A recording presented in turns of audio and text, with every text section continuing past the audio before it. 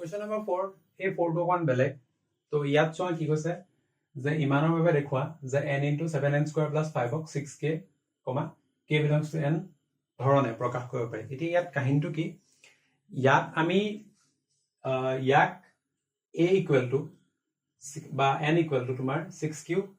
+ r ফৰ্মেটত লিখিব পাৰো, কিন্তু হেতু কৰিলে কি হ'ব অলৰেডি মানে বহুত ডাঙৰ হ'বগে, ঠিক আছে, কাৰণ 6q + 1 6q + 2 6q + 3 up to 6q + 5 লৈকে কৰিব লাগিব, ঠিক আছে। আৰু গোটেইখিনিত ভ্যালু পুট কৰি কৰি 6 কমন লৈ মানে একদম অৱস্থা বেয়া হৈ যাব পাৰে, ঠিক আছে। তো মানে কি দেখাব লাগে 6 ৰ পূৰণ মানে 6 ৰ মাল্টিপল বা ডিভিজিবল বাই 6 দেখাব লাগে, হয় নাই?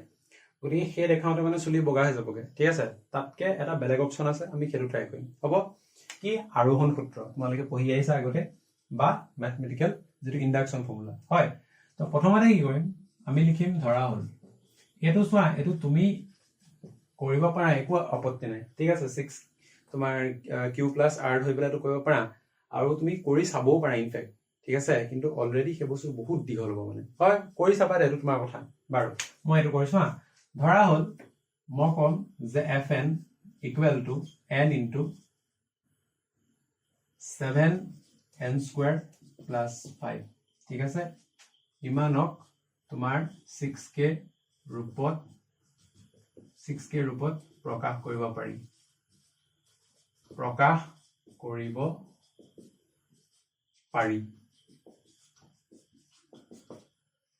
ঠিক আছে। বা এনেকেও ক'ব পাৰা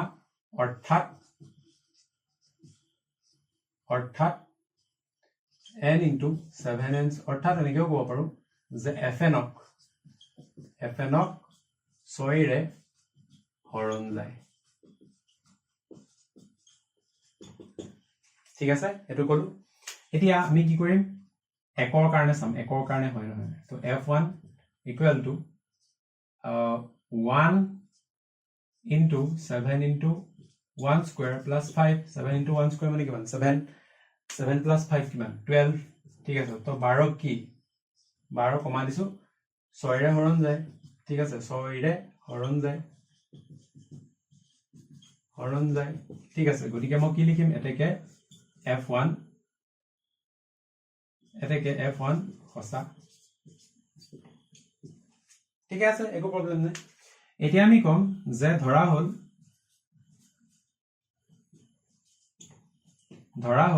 f ইয়াত k অলৰেডি লিখি থৈছে, ইয়াতো k এটা লিখি থৈছে, গতিকে মই k হলনি বেলেগ এটা লম হা। আৰু ইয়াত তোমাৰ n belongs to n হা, small n belongs to capital N, ঠিক আছে। আৰু মই ইয়াত ধৰি লম যে fkp লিখো হা, fp = কিমান p * 7p² + 5, 5 ক 6 ৰে হৰণ যায়, ঠিক আছে। ইয়াক মই পইণ্ট নম্বৰ 1 দিলো বা এইটো সঁচা বুলি কলো, ঠিক আছে নে? হয় ইমানেৰে হৰণ যায় আৰু ইমান সঁচা কথাই কথাই, ঠিক আছে। এতিয়া আমি কি কৰিম এতেকে fp + 1 উলিয়াম। যদি আমি fp + 1 ক 6 ৰে হৰণ যায় বুলি কৈ দিব পাৰো, তেতিয়াহলে আমি কি কম যে fn সঁচা, ঠিক আছে। গতিকে কি কৰিবা এতিয়া p + 1 যদি পাতা তেতিয়াহলে কি হ'ব p জায়গাত আহিব p + 1 আৰু 7 ইয়াত আহিব তোমাৰ p + 1² + 5, ঠিক আছে। তো এফালে লিখিছো অকমান, তো কিমান আছে p + 1 এটো থাকিব দিয়া, ভিতৰখিনি অলপ সিম্পলিফাই কৰিবা। কিমান আছে 7p² প্লাস এটো কিমান হ'ব টুৱাইস p ন, 7 দুগুণ কিমান 14p প্লাস এটো 1² কৰিলে 1 হ'ব, 7 গুণ 7 প্লাস 5, ঠিক আছে। তো কিমান হ'ব p + 1 আৰু এফালে ব্ৰেকেট দিয়া 7p² প্লাস 14p থাকক প্লাস 7 * 5 = 12, এখিনিলৈকে ঠিক আছে, নো প্ৰবলেম। p + 1 কৰি দিয়া পূৰণ, তো p দি ইয়াত কৰিলে কিমান হ'ব 7p³ হয়, প্লাস p দি ইয়াক কৰা কিমান হ'ব 14p², তাৰ পিছত প্লাস p দি ইয়াক কৰা কিমান 12p প্লাস 1 দি কৰা একে থাকিব গুটিখিনি 7p² প্লাস 14p প্লাস 12 যেনেকৈ আছে তেনেকৈ থাকিব, ঠিক আছে। এই লাইনটো জুৰিব নে এক লাইনটো জুৰি যাব আৰু তাৰ পিছৰ স্টেপটো কি হ'ব 7p³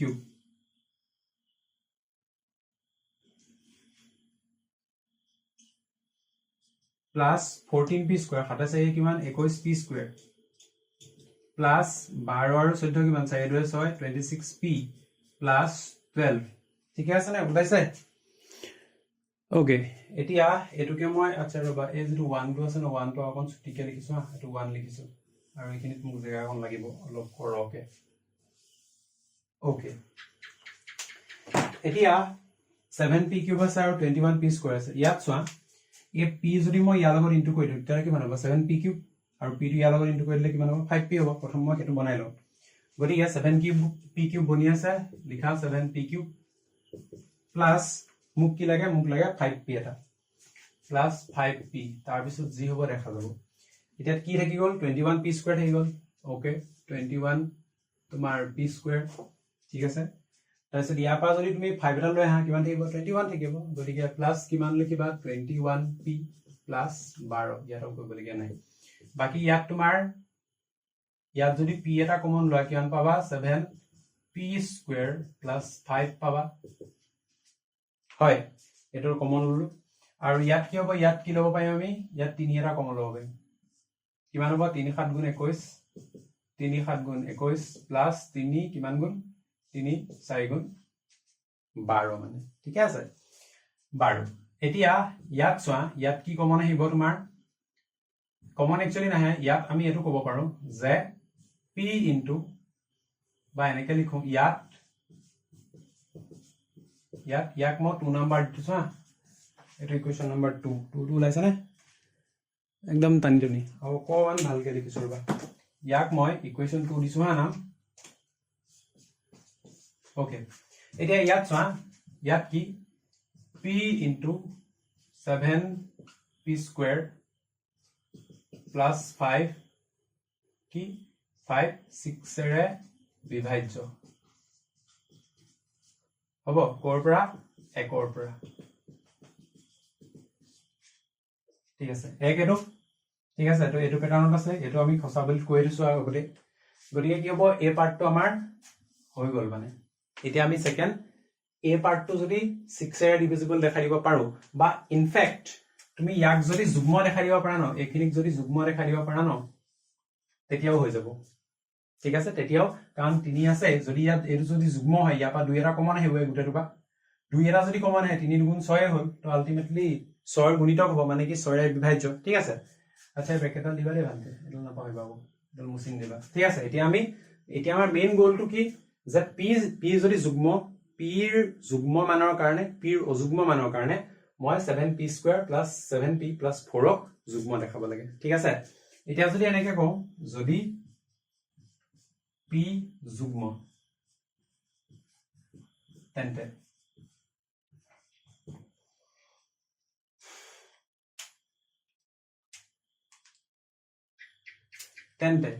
কি হ'ব 7p স্কয়াৰ যুগ্ম হয় এনেকে 7p যুগ্ম হ'ব ঠিক আছে লল মাইনাস নহয় লেস দিছো আৰু 4 টো obviously যুগ্মই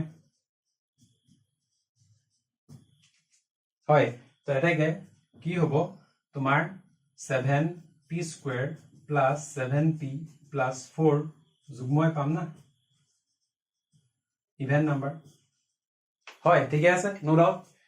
যদি যুগ্ম পাই গলো তেতিয়া হলে 2 ৰ মাল্টিপল তাৰ মানে কি 6 ৰ হৰণ যাব হয় তাৰ পিছত নেক্সট ওয়ান আকৌ যদি তোমাৰ p অযুগ্ম যদি p তোমাৰ অযুগ্ম হয় তেতিয়া কি হ'ব p অযুগ্ম হলে 7p স্কয়াৰ এতিয়া এটো এটা অযুগ্ম সংখ্যা দুটা অযুগ্ম সংখ্যা পূৰণ কৰিলে কি পোৱা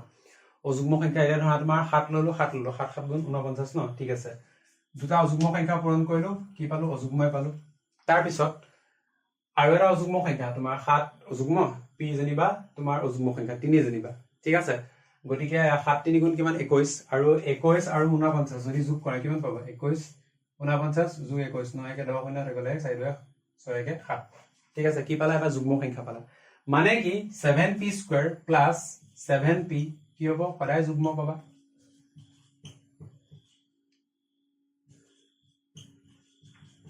হয় কাৰণ এটো ইন্ডিভিজুয়ালি অকলে অযুগ্ম ই অকলে অযুগ্ম দুটা অযুগ্ম সংখ্যা পূৰণ কৰিলে কি পায় যুগ্ম সংখ্যা পায় যেনেকে 5 আৰু 3 5 3 8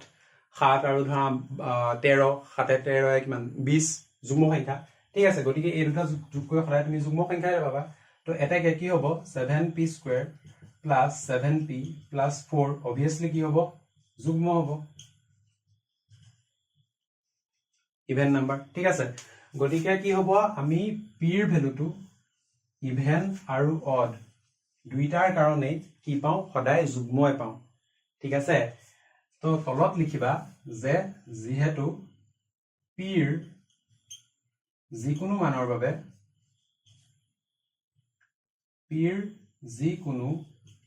মানৰ বাবে আচ্ছা p belongs to হেৰি লিখি দিছো না বাও আচ্ছা ইয়াত এটা কথা দেই কিন্তু তুমি হৰণ যায় কমা p belongs to capital N লিখি দিবা হা হয় তো p ৰ যিকোনো মানৰ বাবে হ'ব বাবে কি 7p square plus 7p plus 4 সদায় যুগ্ম হয় যুগ্ম মানৰ কাৰণেও যুগ্ম আৰু অযুগ্ম মানৰ কাৰণেও কি হয় যুগ্মই পাওঁ ঠিক আছে গতিকে কি লিখিব পাৰা অকমান মুছি দিব লাগিব হা ইফালে এখিনি মুছি দিছো হা গতিকে আমি কি লিখিব লাগিব মানৰ বাবে যুগ্ম